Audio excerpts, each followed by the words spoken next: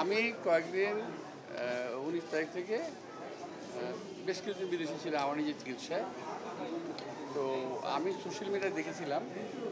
তো আসার পর দূরের ঘটনা জানলাম। তো এখন আমি যেটা দেখলাম, বাস্তবেই ওর উপরে যে আক্রমণটা হয়েছে, এটা আমার মনে হলো আক্রমণটা খুবই উদ্দেশ্যমূলক। এটা আমার কাছে মনে হচ্ছে না যে এটা একটা মারামারির মধ্যে কিংবা পিটাপিটির মধ্যে ঘটনা ঘটে গেছে। আমরা তো জীবনে এই ধরনের বহু ঘটনা ফেস করেছি, তো আমরা কিন্তু এই ধরনের একটা অমানবিক মানে আঘাত ওর আমার মনে হয় গলার উপরের মাথার যে অংশটা, এটা বোধ হয় ভিতরে কী অবস্থায় আল্লাহই বলতে পারে। আমি শুধু দেখলাম যে যেটা রক্তপাত দেখানো হচ্ছে মাঝে মাঝে নাক দিয়ে। তো অবস্থাটা খুব একটা ভালো আমার মনে হচ্ছে না। তো আমি আশা করব যে এই ঘটনা একটা সুষ্ঠু তদন্ত হওয়া উচিত, এবং যদি উদ্দেশ্যমূলক হয়ে থাকে, কী উদ্দেশ্যে তারা কারা কেন করলো সেটা বের করা দরকার, এবং তার একটা বিচার একটা হওয়া দরকার যদি উদ্দেশ্যমূলক হয়ে থাকে। তবে মারের যে ধরন, যে প্রকৃতিতে দেখলাম, এটা আমার মনে হয় না যে এটা খামাখাই হয়ে গেছে। এটা একেবারেই উদ্দেশ্যমূলক ছিল। যাই হোক, যেটা হয়েছে এখন আমরা কিছু করতে পারবো না। আমি শুনলাম সরকার সদয় হয়েছে, বলেছে যে তাকে বিদেশে পাঠাবে। তো বিদেশে পাঠানো যে কথাটা শুনলাম খুব ভালো লাগলো, কিন্তু এখনও পাঠানো হয়নি, এটা আমার কাছে ভালো লাগলো না। এখন আমি জানলাম বললো যে আজকে এবং গতকাল এবং আজকে বন্ধের দিন ছিল। এই ধরনের একটা ঘটনায় বিশেষ ব্যবস্থায় তাকে বিদেশে পাঠানোর একটা প্রক্রিয়া করা উচিত ছিল, বিশেষ ব্যবস্থায়। এটা হলো এক নাম্বার। আর সেকেন্ড হলো, যেখানে পাঠাবে বিদেশে পাঠিয়ে দিলাম, সব কিছু শেষ হয়ে গেল, এটা কিন্তু বিষয় না। আমার বিষয় হলো ওর কোথায় ইঞ্জুরি হয়েছে, আমাদের দেশের ডাক্তাররা এটাকে বের করতে পেরেছে ওই ইঞ্জুরিগুলো কোথায় কোথায় হয়েছে। সেই ইঞ্জুরির ট্রিটমেন্ট বিশ্বের যে দেশে ভালো হবে আমি মনে করি সেই দেশে নেওয়াটাই বেটার।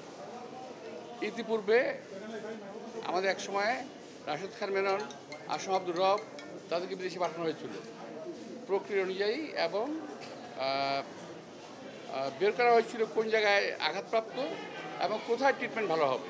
বিদেশে পাঠিয়ে দিলাম কোথাও এক জায়গায়, তাহলে কিন্তু হবে না। যদি উদ্দেশ্য থাকে ভালো করার, তাহলে যেখানে ট্রিটমেন্ট করে ভালো হবে সেখানে তাকে ট্রিটমেন্ট করতে দেওয়া উচিত। বিশ্বের অনেক ভালো ভালো জায়গা আছে। আমি যেটা আমার সাধারণ জ্ঞান, এই বয়স পর্যন্ত যেটা দেখেছি, আমি এই বয়সে এই ট্রিটমেন্টটা খুব প্রপারলি হবে যদি পশ্চাত্যের কোনো দেশে করা হয়। বিশেষ করে এই ট্রিটমেন্টটা আমি এটা আমাকে আবার কি ভুল বুঝবেন না, আমি যতটুকু আমার জ্ঞান আছে তাতে বলছি, এই ট্রিটমেন্টটা সবচেয়ে বেস্ট হবে যদি জার্মানিতে পাঠানো হয়।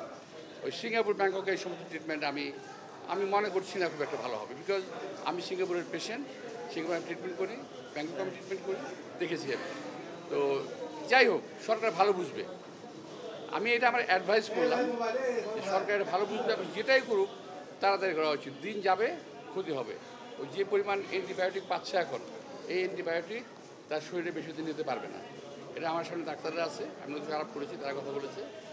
তো আমি ডাক্তারি কোনো প্রেসক্রিপশন দিতে চাই না।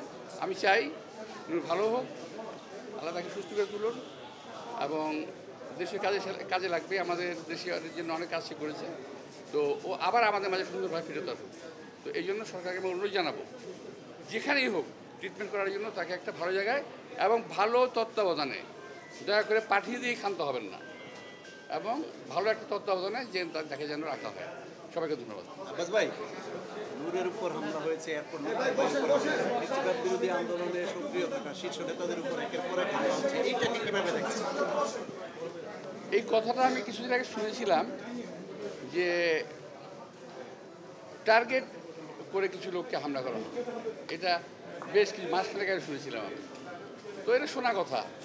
তো এখন যেটা দেখছি যে এই যে কয়েকটা হামলা হয়ে গেল, এই হামলাগুলো কিন্তু সেটারই একটা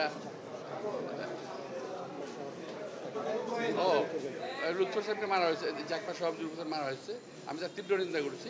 কিন্তু এই হামলাগুলো সরকারকে এখন দেখা দরকার করতে হচ্ছে। যদি না হয় আমরা বুঝবো যে সরকার বোধহয় ধরে রাখতে পারছে না, তাদের কমান্ড ধরে রাখতে পারছে না। সবাইকে ধন্যবাদ।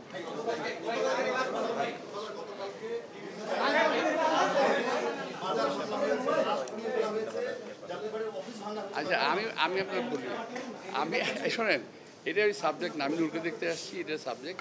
তবুও যেহেতু পত্রিকা আমিও দেখলাম বিভিন্ন জায়গায় ভাঙচুর হয়েছে, মাজার ভাঙা, কি মাজার, তারপর লাশ ওঠা হয়েছে। খাগনা, খানকা, এগুলো সব ভাঙাচুরি করা হয়েছে।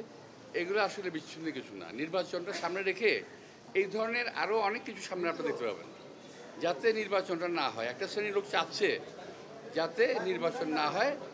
এবং আপনার খেয়াল রাখবেন, সাংবাদিক থেকে আমি দেখবো, আমি সোশ্যাল মিডিয়ায় কালকে বিশ্বের একজন পরাক্রমশালী নেতার মুখের বক্তব্য শুনেছি। তাতে আমার মনে হচ্ছে না যে এই দেশে একটা স্বাভাবিক প্রক্রিয়া আমরা যাচ্ছি, একটা অস্বাভাবিক প্রক্রিয়ায় দেশটা এগিয়ে যাচ্ছে।